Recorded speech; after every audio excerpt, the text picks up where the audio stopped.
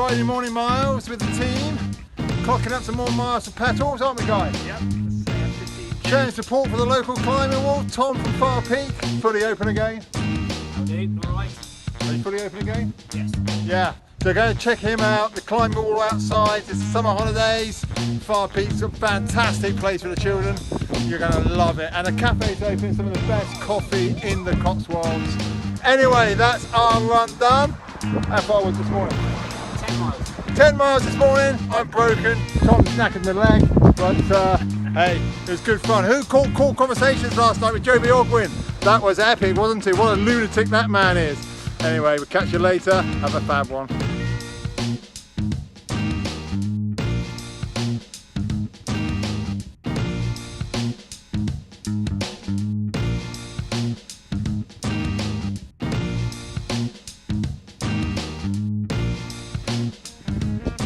It's Monday morning! I think you all know what I make on Mondays. I love Mondays! Probably wondering why I'm out in a jacket this morning. Well, unfortunately, I've injured my leg, which means that I can't run at the moment. So I'm just out walking my standard running trail. And it's actually really cool, because you know, look at this thing here. It's not quite a hedgerow, but it's all wild grass. There's so much stuff. There's so much stuff you get to see when you're walking as opposed to running. I'm really enjoying this, really enjoying it. So who caught up with my conversation with Joby Ogwin over the weekend? Isn't he just, well, I think possibly one of the most insightful, cool conversations we've had so far. I really enjoyed it. Would love to know what you all made out of it.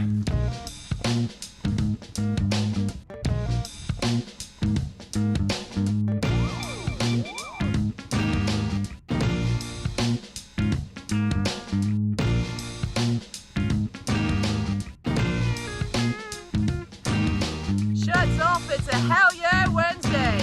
Look, there he is. Hey, he's not hiking today. So you might notice something a bit different. I've pulled the hamstring. So back home off games, rehabbing it so that I can go climbing this weekend. And what I found I've had to do is to employ a stunt double. And these things happen, you know. You've got to roll with the punches and expect the unexpected and deploy that skill that I think we all need to master, which is to handle the curveballs when they come in. But I'll be honest with you, it wasn't easy. Sitting there at home, looking at my trainers, it was hard. I was really demotivated. And I was thinking, can I do it? Can I do it? Can I let her go out there? Will she run that trail quicker than me? Will she look better than me on Instagram stories? Will Otis end up liking her more? But do you know what? We all know this. At the end of the run, however demotivated you were at the start, getting out there, getting it done, it feels amazing.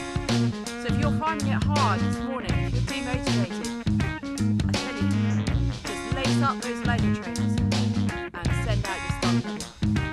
Oh, and make sure you tune in tomorrow night, 6 PM, British summertime, Cool Conversations. We've got a fantastic guest on the show. You won't regret it. Not want to miss that. But for now, you know it. We're in this together. We're going to get through it together. Let's get it done! Come on, Oates.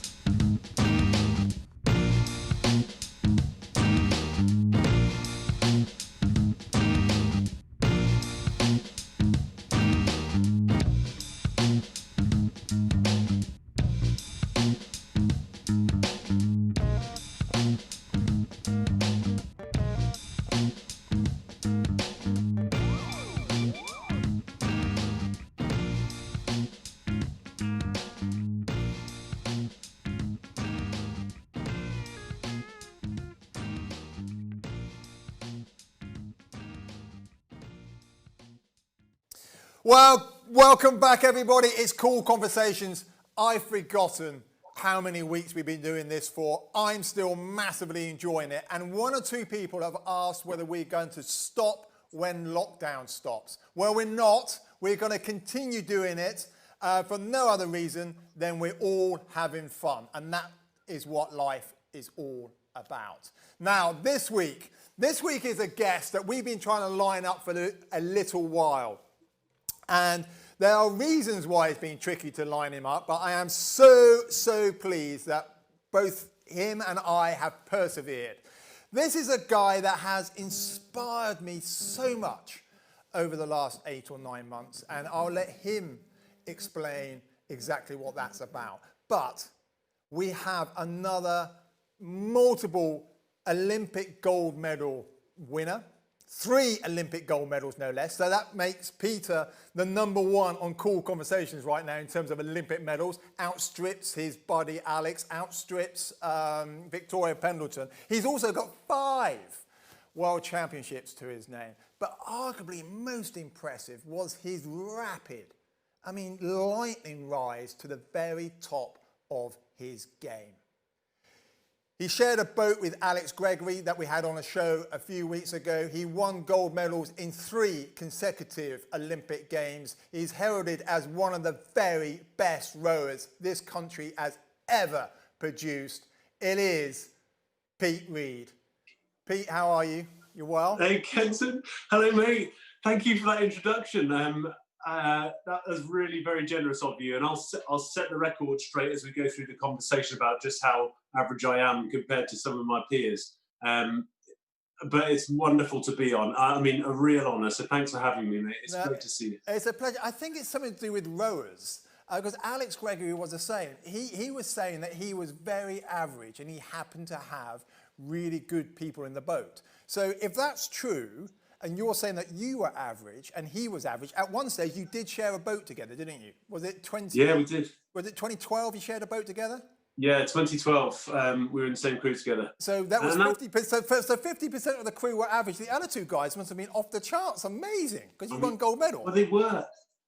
So the other 2, let's name check them. So Andrew Triggs Hodge was the stroke man, and Tom James was 3 in that boat.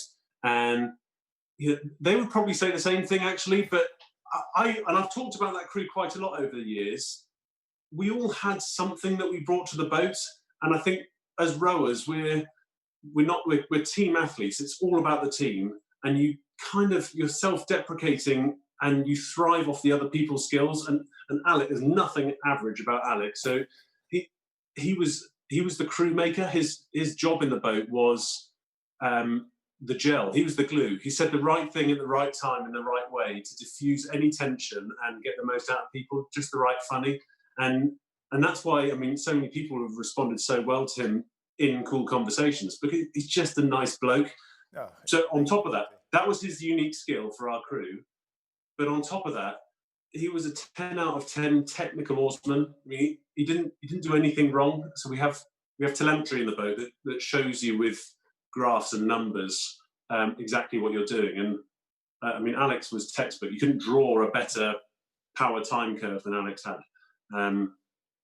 He was awesome. Nothing average about Alex. So I'm really curious. So if Alex, you're all just so humble. This is what I can't quite get around. And hopefully we'll delve into how come you are so damn good and so humble with it. Because you don't get that in all sports.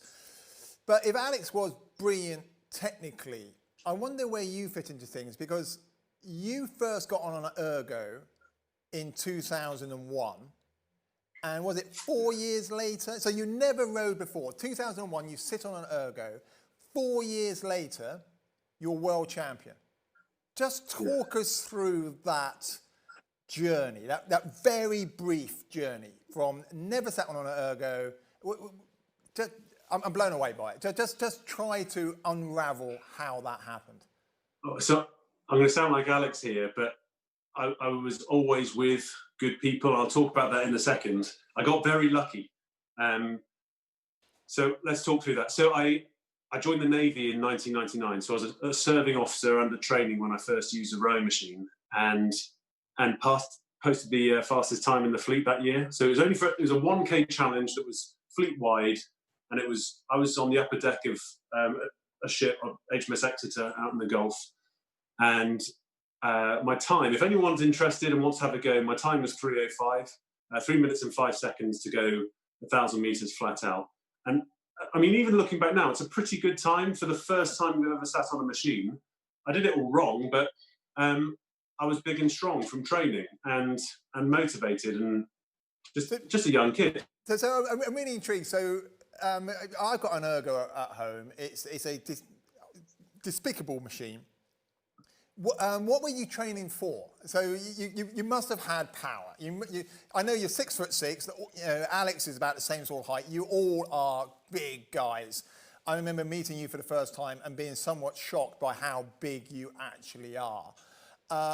Was it just raw power that you were pulling the ergo, or was it something else in there? Well, being tall helps. So I'm 6'6". We'll get into it. I'm not 6'6" anymore. I'm more like 4 foot, but we'll get into that. We'll get into that. Yeah. So I'm 6'6" when I'm standing up, and about 100 kilos. And I just had my cardiovascular engine's big. I much later found out that I've got the world's largest recorded lung capacity. Oh, I love this. Yeah. That helps a lot. But I mean, they're just the cards you're dealt. So I've got big lungs and a big heart.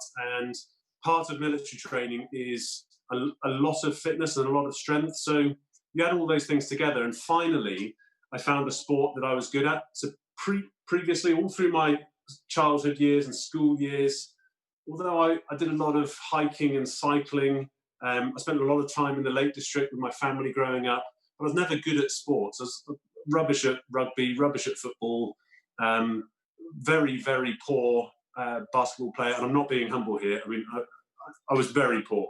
But you're so tall. I mean, surely there's got to be some correlation there, or was eye-hand coordination a bit rubbish for the? What are you trying to say? You catch like a girl, is that right? I'm going to get into trouble. Something like that. Just no ball skills. But typically, rowers are terrible at ball sports. So I found my sport in 2001.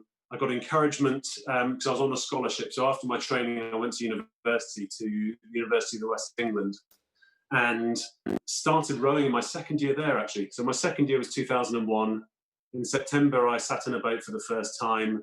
And I think this is why my progression was fast. Okay. So I was always technically the worst in the boat, always, through my whole career. And the key thing to my mindset was I didn't even acknowledge that. I mean, I knew I was the worst in the boat, but that was a great position to be in because you're always learning really good habits. So I started off in the novice crew, learning from schoolboy rowers who are better than me.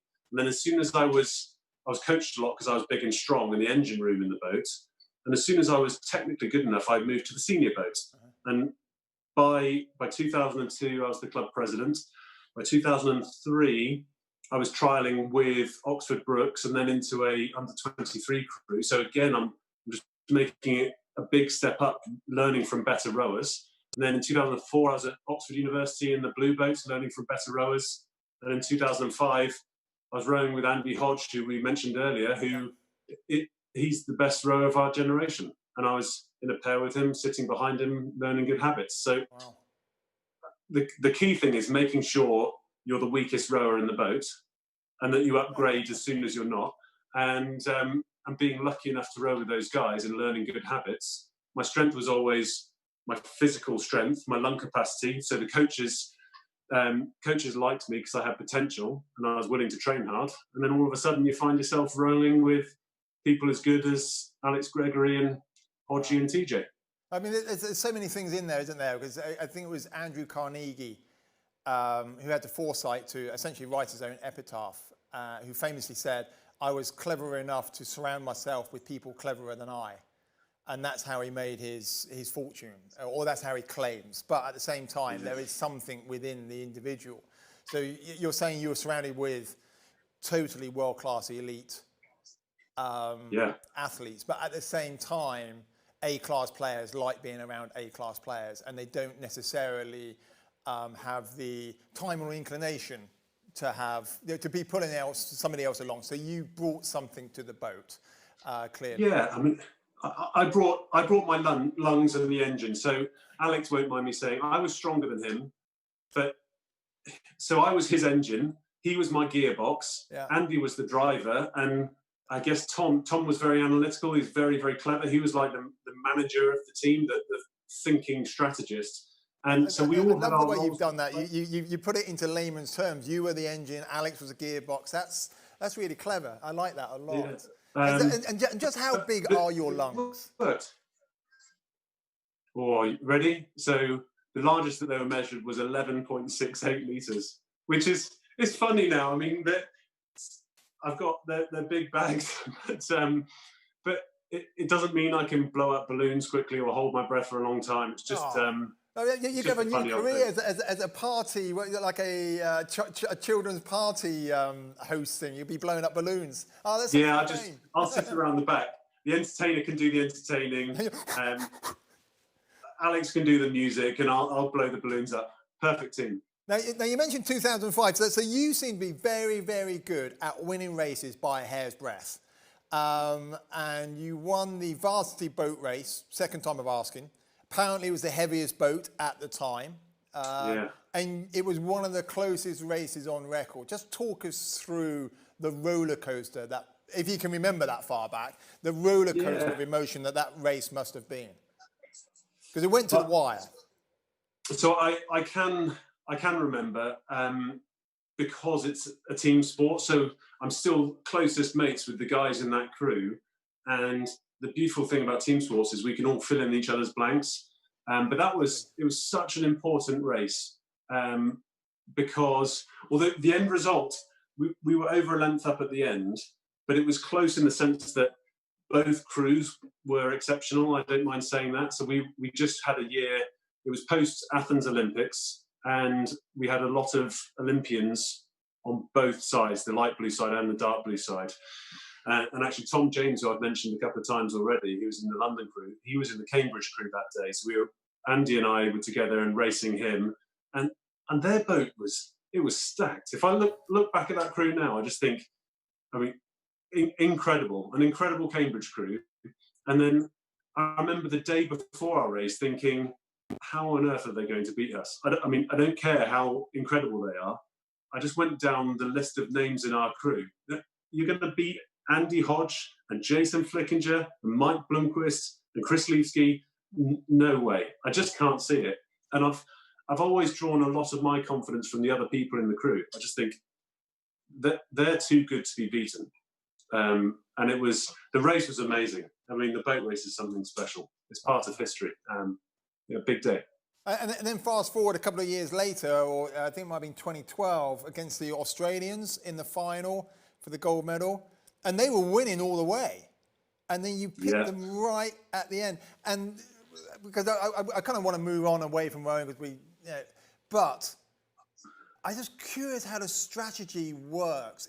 Is that a case that you look across and you're like, right, guys, we've got to pull that little bit harder? Or do you just stick to the strategy that you had and hope that they... I mean, what's the... Is the final little bit of the Olympic final, you're behind by whatever distance from the Australians. What happens next? How do you draw that back? Because you did draw it back, almost against the odds, and you won by a hair's breadth, what, 1.2 seconds, 1.3 seconds? Yeah, it's not much. Not much at all. I mean, where does that surge come from? Is it planned? Is it in the spur of the moment? Is it a collective thing? I'm just curious how it works. That race definitely didn't go to plan, and it wasn't our best at all. But I think the key thing in that race, and it should have always been between us and the Australians, but we were in fourth place at halfway. I mean, in a terrible position. And open water down to the Australians. The thing that gets you through those situations is you remember your commitment to each other. Never give up. Never, never, never give up. And we committed early in the Olympiad to go for gold. We said it openly and to each other, gold, gold, gold. Yeah, we all said it. So Steve Williams was in that crew. And once you've spoken it out loud and committed to your teammates, you'll never give up. I mean, it's quite easy in life to give up on yourself. I think a lot of people do. If they say they're going to have a diet, or it's easy to lapse, but you'll never give up on your teammates, ever. And I think that was the key to that race, was we were down, but we were never going to settle for silver. There was so much pressure and so much riding on us, but we just, in the second half in particular, really beat ourselves up and really dug deep, because in our sport, silver's not enough. I mean, it's one of those sad things that Steve Redgrave has done to us all. He started off that gold medal chain, and from that point on, it's gold or bust in the flagship crew.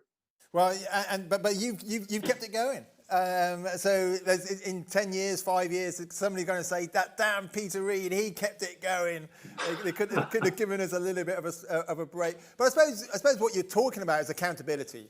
You not offset accountability, but you become accountable to somebody else. And I find this a lot when people ask me about various things. And it's setting a commitment and not necessarily making it public, but sharing that commitment with somebody else. It makes you accountable beyond yourself, because self-motivation can be desperately, desperately difficult sometimes.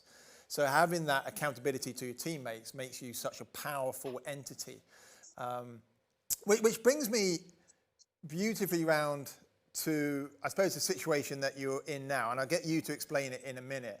But where do you find yourself now with the accountability? Because I know that you are a self-motivated individual. There's no doubt about that. You wouldn't have reached the heights that you got to without it.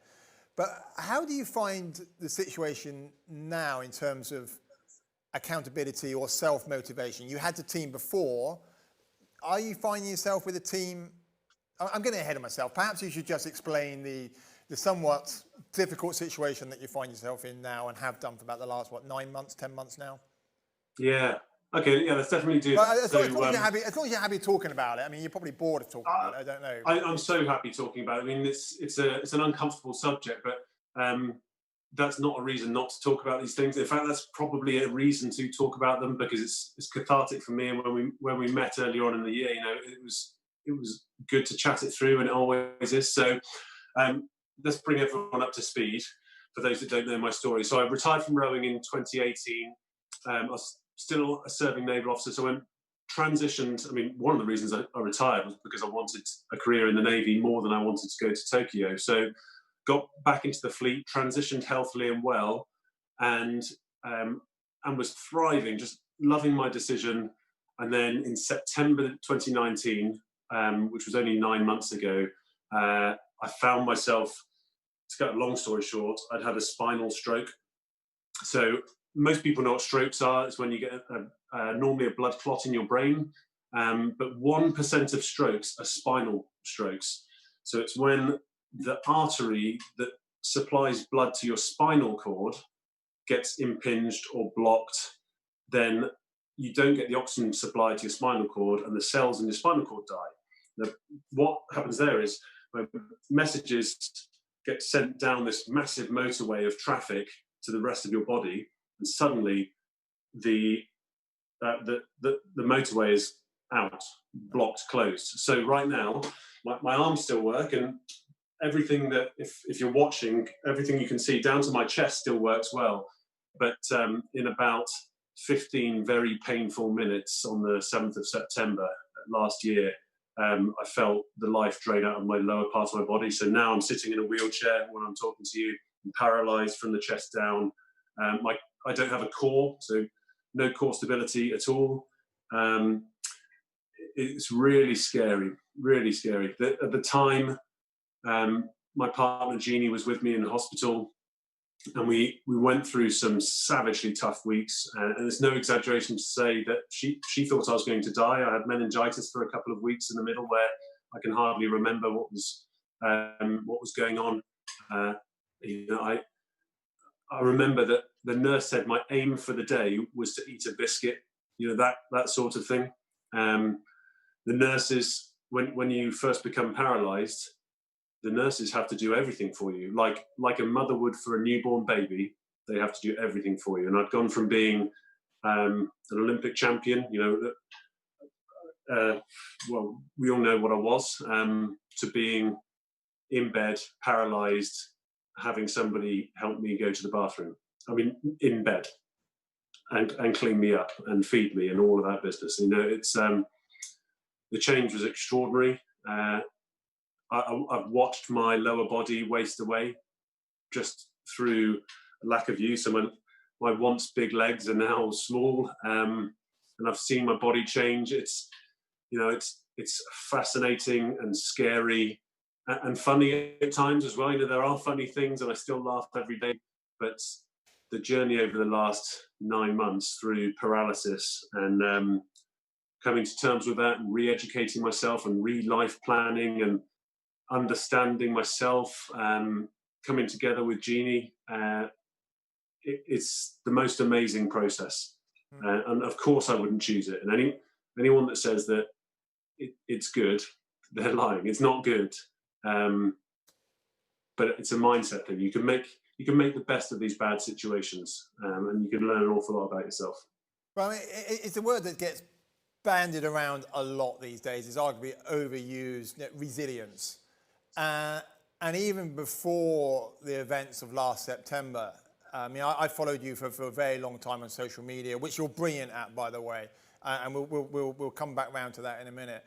But you are one of these people that has always shown a deep resilience in what you do. And I think, you know, having met up with you earlier in the year, and you know, follow you on Instagram, and we interact from time to time, I get the impression that you are showing, well, obviously life has changed, but the level of resilience that you show now compared with what you would do before is exactly the same.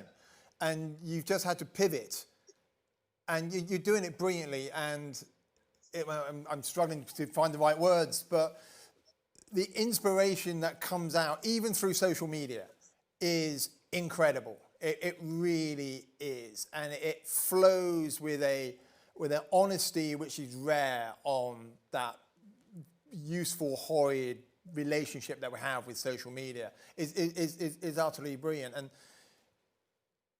you kind of, in a very honest way, you share that story. We don't feel your pain, but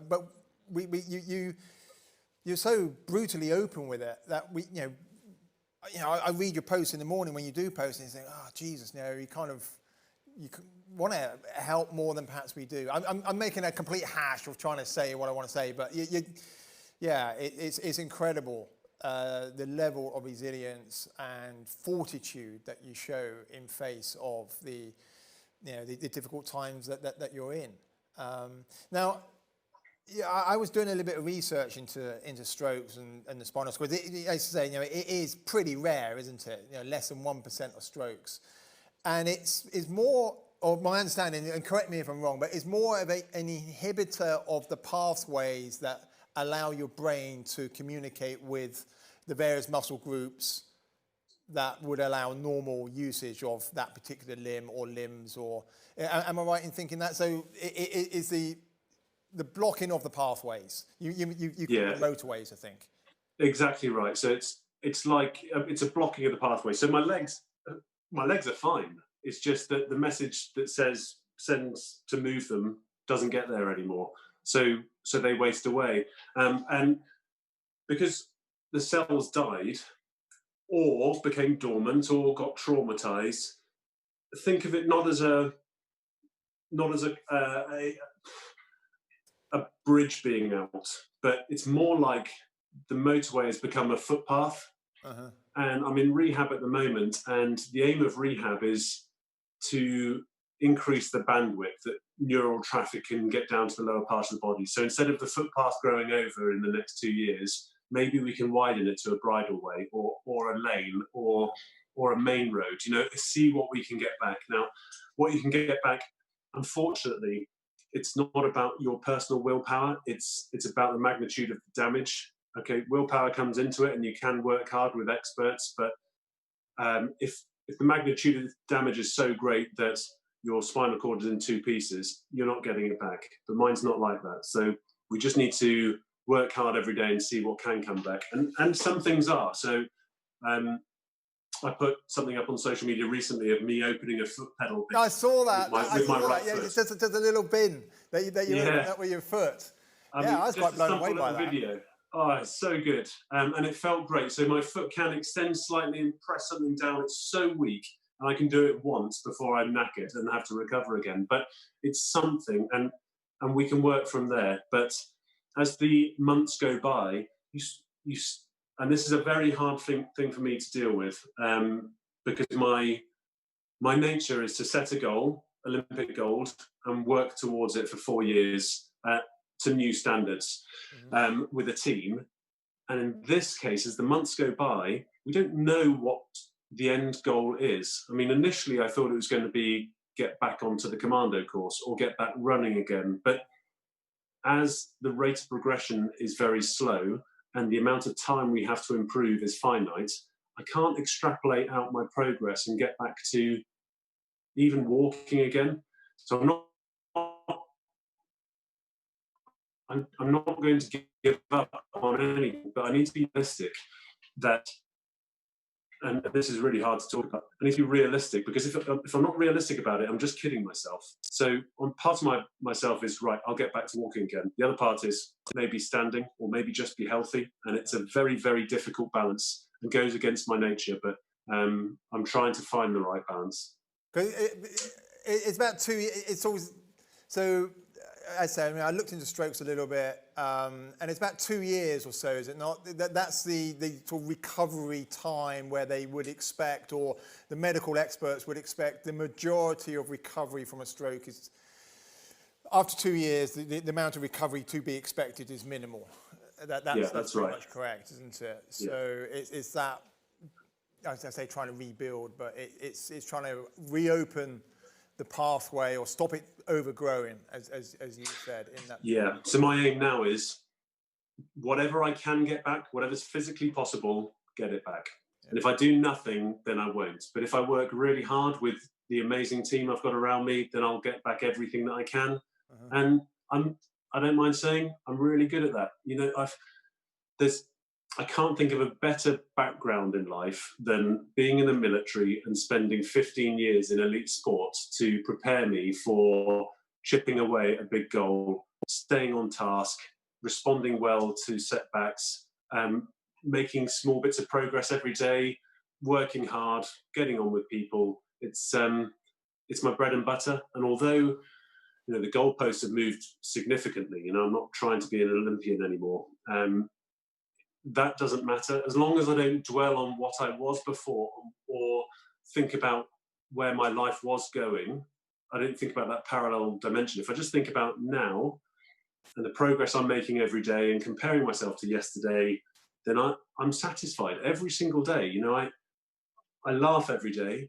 I think I'm proud of the achievements that I make every day. And, you know, when I fail, it's okay. I'm so used to failing. In the introduction that you gave me at the start was wonderful. It talks about my real highlights, but what it doesn't say is that every day, Alex and I and Andy and Tom, we failed every single day, time after time after time, and we got so used to our strokes not being good enough and our weights not being heavy enough that now, whenever I fail, it doesn't break me. You know, I'm welcome that, because it's an opportunity to learn a bit more and be a bit better.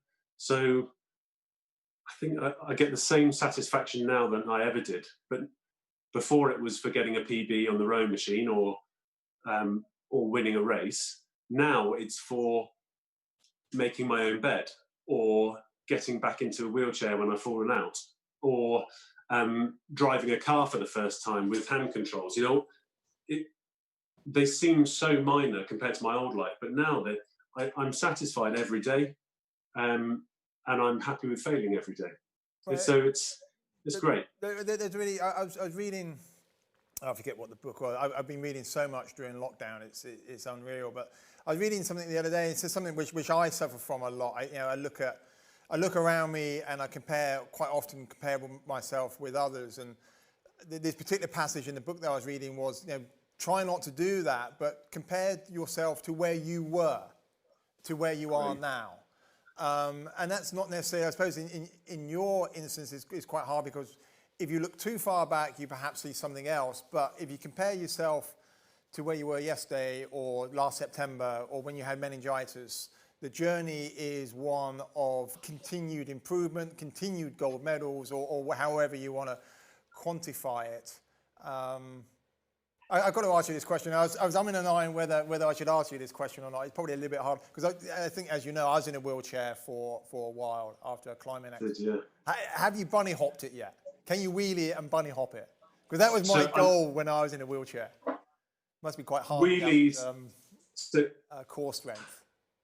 Wheelies, I'm good. Yeah. So back wheel balancing. I need to put some videos on to show the public. But back wheel balancing is so important, and I've got that cracked. But bunny hopping, because I haven't got the core strength, I can't lift my shoulders up and hold on to my chair. So I don't think I can do it. It won't stop me from trying. But wheelchair skills are important. Oh, they're desperately. I suspect you probably got one of those all singing, all dancing ones. I just had my injury was minuscule in comparison, but I spent the best part of 4 months in a wheelchair with one of those really old clunky NHS ones, which I don't know how much it weighed. You can become an Olympic lifter just carting this thing around, trying to get in it. Yeah, I know the sort. So when you say about driving, have you got to a situation that you can drive again?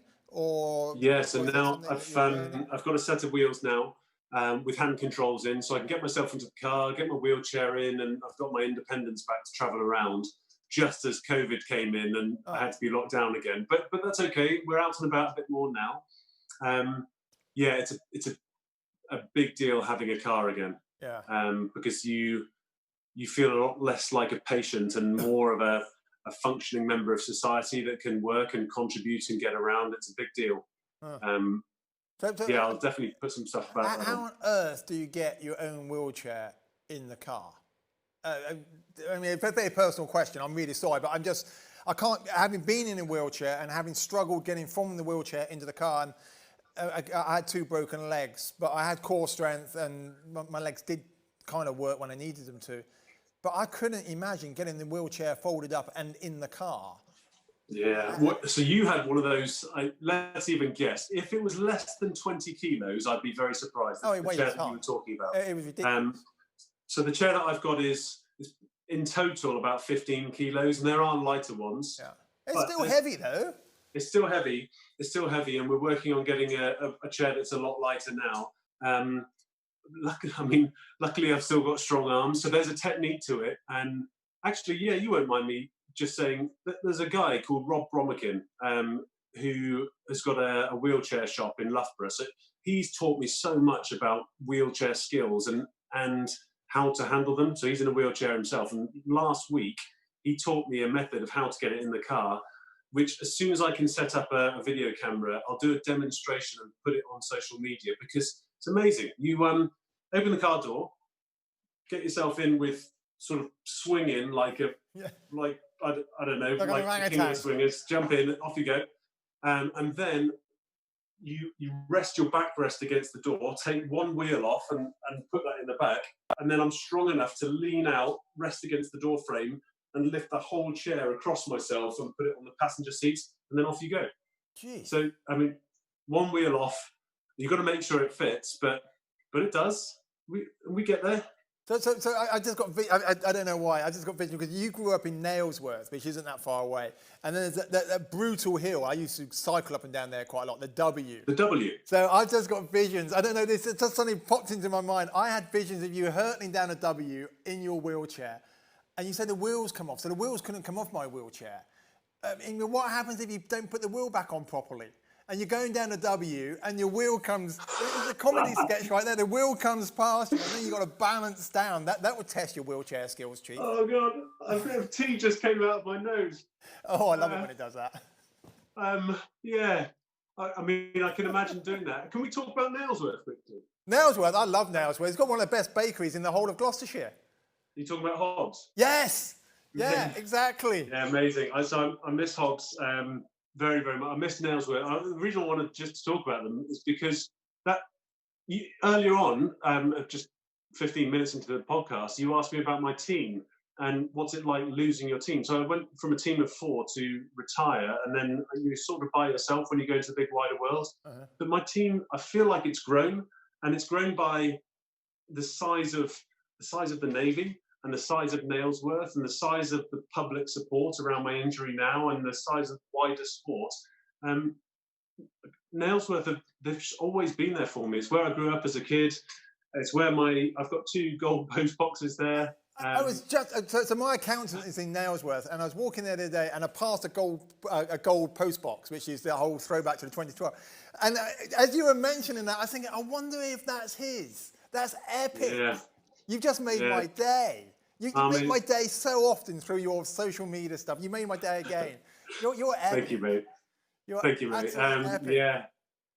No, well, so thank you to Nailsworth. I mean, they've always got my back. The town crier's name is Tony Evans, and he waters the flowers. There are flowers around my gold post boxes, golden flowers that grow in pots, and Tony waters them to make sure that they still grow, and the community look after them and make sure they're clean, and I get messages of support. It's it's only when you grow up in life you realise, I realised how lucky I was as a child to grow up in Nailsworth and in the Cotswolds. How lucky was I?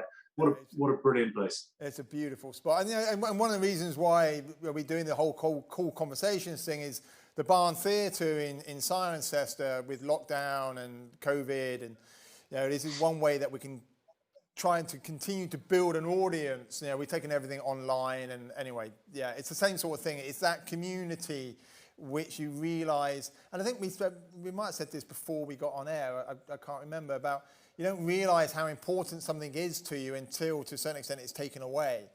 And to potentially lose the Barn Theatre and what it represents to the community would be devastating, absolutely devastating, which is... Yeah, I totally agree. The premise behind Cool Conversations to a certain extent.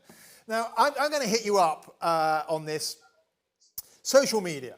Now, I know we all have a bit of a love-hate relationship with it. I certainly do. And there's so much noise and fluff and rubbish on social media. And it was a couple of years ago, you did your athlete advice. Oh, yeah. 365 days. And there were a number of things on there, but I'm going to read one out. You probably can't remember. I'm going to put you on the spot. Number 348. I bet you can't remember what it was. You put 3. So for the viewers, I'll explain it for you because you're far too humble. A couple of years ago, was it just after you retired? Pete decided that what he would do is offer advice starting 1st of January for one whole year, every single day. There were nuggets of pure gold. Honestly, they were incredible. And number 348, I wrote it down at the time, relationships, prioritize this, i.e. the relationship that you have with your wife, your spouse. That's what I inferred into it.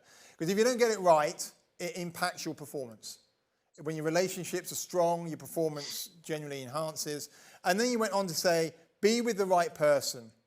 And the key things to hone in on, kindness, 50-50 giving, support, thought, independence, trust, positivity, fun, communication, understanding, and patience.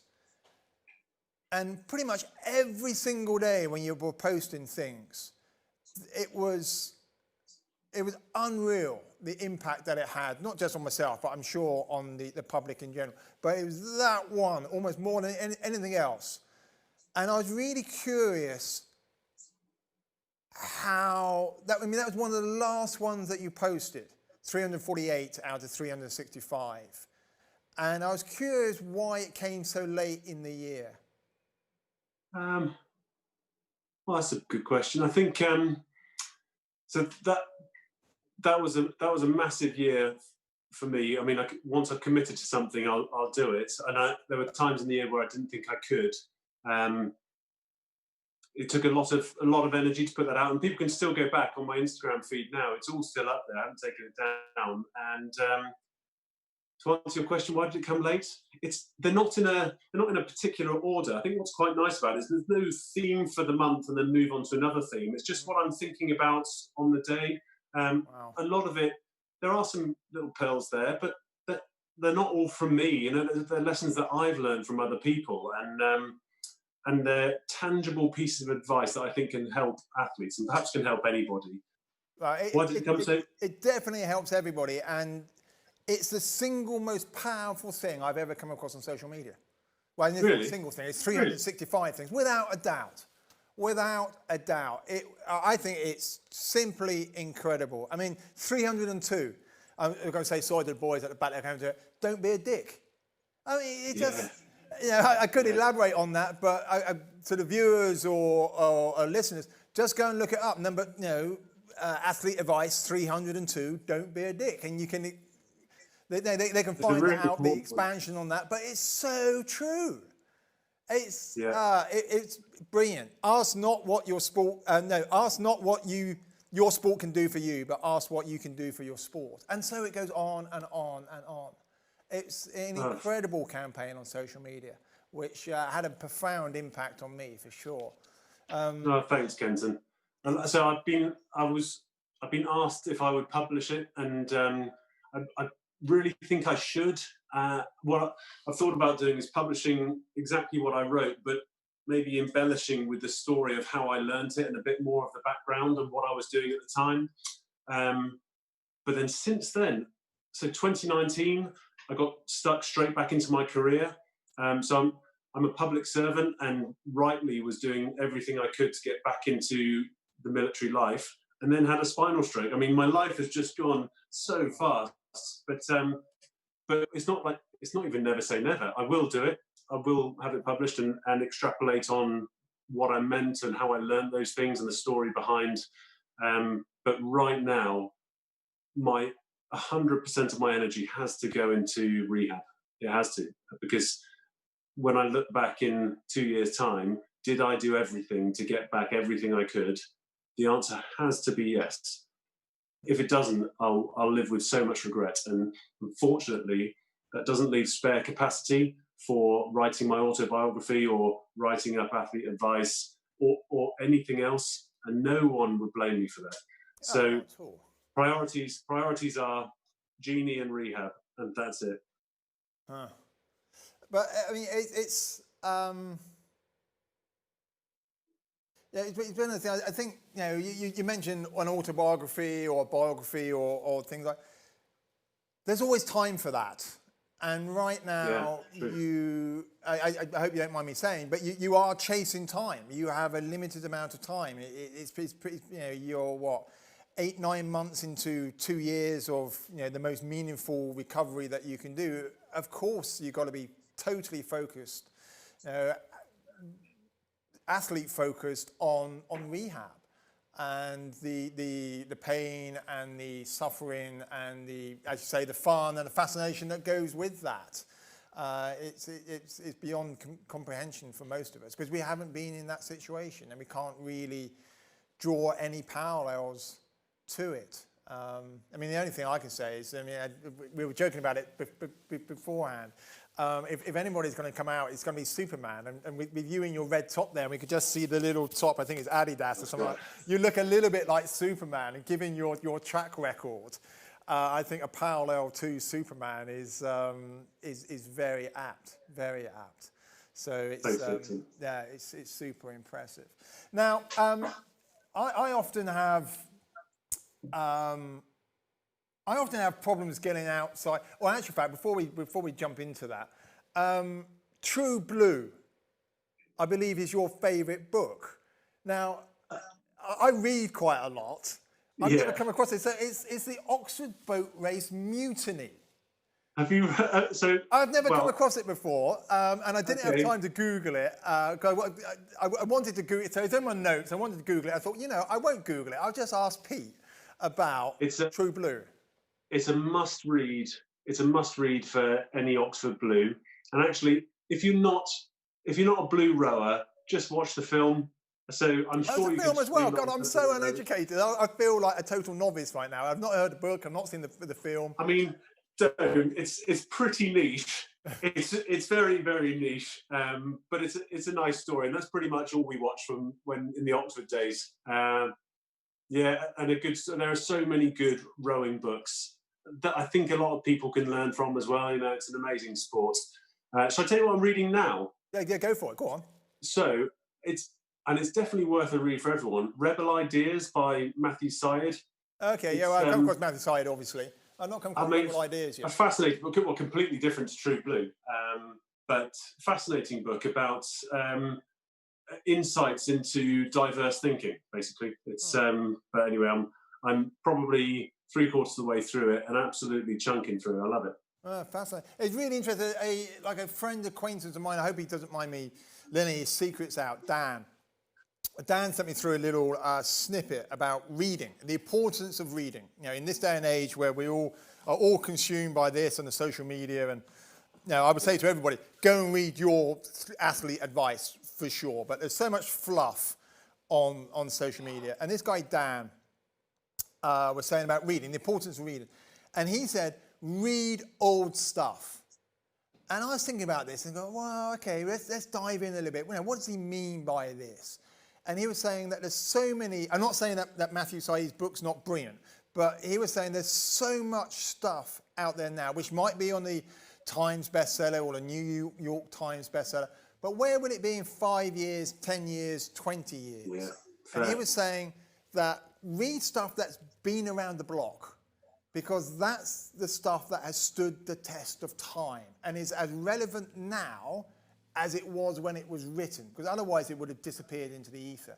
And it really made me think about some of the self-help books that I read, say, 10 years ago, that nobody ever references anymore. Now, there are some glaring exceptions to that. I mean, perhaps you could cite the Chimp Paradox by the GB Sports site. Steve Peters. So Black Box Thinking, which is another one of Syed's books. They have so far stood the test of time over the last, say, 5-8 years. But I thought that was fascinating. Read old stuff. It's a good point, isn't it? Yeah. It's a really good point. I hadn't thought about it. Because I'm the same as you. I'm like, okay, this is the latest thinking. I'm reading How to Lead a Good Life, I think it is, by a Swiss author. I'll send you a copy. It's not a huge book, and it's a little bit like your athlete's advice, actually. It's 52 short chapters, because originally it was a column in, I think, New York paper or whatever. 52, that's good as well. That's quite good. Yeah, well, it's one a week. Even I could do the maths on that. You know, I didn't go to Oxford. What did you study at Oxford? You did some engineering course, did you not? Mechanical, yeah. Yeah, okay. So obviously you've got a brain in there as well as big muscles, unlike Alex. Very average. But yeah, it's 52 sort of bite-sized chunks, and I am finding it absolutely fascinating. And I'm mixing it up by reading a chapter of that, and then I'm reading about a meadow. I know it sounds a bit artesian, but I'm reading about a meadow, about how a meadow changes over the course of a year. But yeah, How to Lead a Good Life. I'll send you a copy. I think you'll probably really enjoy it. Really. Thank you, mate. I didn't even know that Syed had a new book out. That's I'll go and sniff that one out. Have a read. And speaking of books, I can't remember the name of her book, but can I? This will sort of neatly wrap up a little bit. So the first time I ever heard your name, it's probably more than 10 years ago when Tori James came to talk to us. So. Tori, for those who don't know, is a mountaineer, and I'm probably getting my facts wrong here, but she was the first Welsh woman up Everest. That's right. Yeah. And she did it when she was 16 as well. She's a little bit older than that, but yeah. Was she? Oh, okay. Yeah, early 20s. Let's not let the truth get in the way of a good story. Yeah, she was 12. So, Tori J. But she came to speak to some of the rowers to talk about adversity and resilience training and being a mountaineer. And she mentioned your name in that. So said that she's climbed Kenton Cool. And I said, that's got to be a made-up name. Kenton Cool, are you kidding me? But so that's when I first mentioned. But she's a wonderful author, wonderful book. And she also, the messages that she gave to the rowers then, I used throughout my career. And I've spoken about since and made sure that I use her name. She taught her, it was a method of training resilience and stretching yourself, and then going back into your comfort zone to recharge only, and then stretching yourself again by doing difficult things. And it was a real eye opener for doing the hard thing time after time after time, training the hard way, and getting a little bit better. And it was so neat. And yeah, that was the first time you came onto my radar as well, a long time ago. Wow, yeah, I mean, I looked after Tori in 2006, I think it was, or no, 2006 right. or 7, something like that is when when I went up Everest with Tori. I can't do it on air, but you know, we'll meet up again before too long. We share a beer and remind me about telling you the story about putting poor Tori out of a crevasse at Camp 3. Oh God! I completely forgot about it, and she reminded me. I bumped into her in London a couple of years ago, and she reminded me of this story. I'm like, oh my God, yeah, I remember that. So, but that's one for a beer. So yeah, we'll catch up on that one. We'll definitely do that. Now, I always have real issues bringing this this ship to rest because I get so caught up. Or perhaps I should use the term boat because that's what you call your thing. We need to bring this boat home, and I'm going to do it by using a quote that you put up, again on social media. This is the power of social media rather than the negatives. And you posted this just before Christmas. And I'm going to swear again, boys, so sorry, you're going to have to edit this out. And I think you probably know where this is going because I've chatted to you about this. This is the single most powerful thing I've come across on social media. And I'll try and put a link in so the viewers can find it. But you posted some pictures of yourself in rehab. And you posted this. This is shit. It really is. Unless it isn't.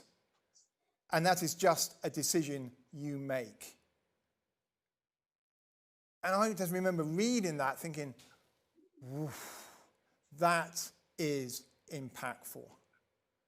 So, from certainly myself in a rather selfish way, but probably from all of Nailsworth, most of the GP rowing team, and anybody that connects with you on social media, thank you. Pleasure, Ken. Yeah, I think a lot of people are going through a lot at the moment, especially at the moment. It's a very tough time for everyone, and we've got tough times ahead as well. You can see my wheelchair. It's very obvious, but often you can't see other people's wheelchairs metaphorically. We've all got something, and I do too. And yeah, I mean, we're swearing a bit, but it is shit. It's really shit unless it isn't. And it comes down to a decision and an attitude, and we can all make it a difference in our own head. We square it away upstairs in here first. And we can make the best of it. I mean, yeah, it's a decision you make every morning. Yeah. I mean, I don't think there's ever a truer word being said. Peter, I mean, you are such an inspiration. I feel privileged to say that I know you. We will share that beer, and I tell you the story of pulling poor Tori out the crevasse. And I know that your energies are perhaps not focused on social media and everybody else, because sometimes in life you have to focus on yourself. But we all look forward to the time that you do have energy to share once again, because your energy is boundless. And you are a true legend among legends. So as ever, I doff my hat to you, and I've got to stop having these amazing people on the show because you are all way too humble and you make us all feel just not worthy enough because you are something magical. Thank you, Peter. Wow, Peter Reed. Words fail me. They really do, which is unusual. If you know me, everybody knows that I like the sound of my own voice, but don't quite know what to say. Found that very powerful, very, very powerful. Do go and look him up on social media. Please do go and check out his athlete advice. I think it was from 2018. It's on his Instagram and on Twitter as well. Really, really powerful from the heart stuff. So yeah, Peter, just once again, thank you. Good luck with everything. And I really do sincerely hope that I get the opportunity to share a beer with you one day very soon. And then I suppose on other news, our competition from last week after the show with Joby. God, what a show that was. What a roller coaster. We have a winner, so go and check your inbox. One lucky winner will win that year's subscription to the FatMap Explore. Thank you again to FatMap for providing us with a prize. If you haven't come across FatMap, do look them up if you're into running, mountain biking, skiing, mountaineering. It is a fabulous, I mean truly fabulous 3D sort of online mapping device, which is well, it's sensational, to be honest. So we do have a winner for data protection. Apparently, I can't say what the name is, but look into your inbox. It will be there, and once you say that you're happy, then we can announce who the winner actually is. But well done. Thank you for subscribing and sharing, etc., etc. So that concludes Cool Conversations. Once again, I forget what number we're on. From me, I want to say thank you to our listeners on the podcast, but also on YouTube and Facebook. And thank you once again to this fantastic facility all around me, the Barn Theatre. So I really do hope that you have a fabulous week, and we'll see you same time, same place here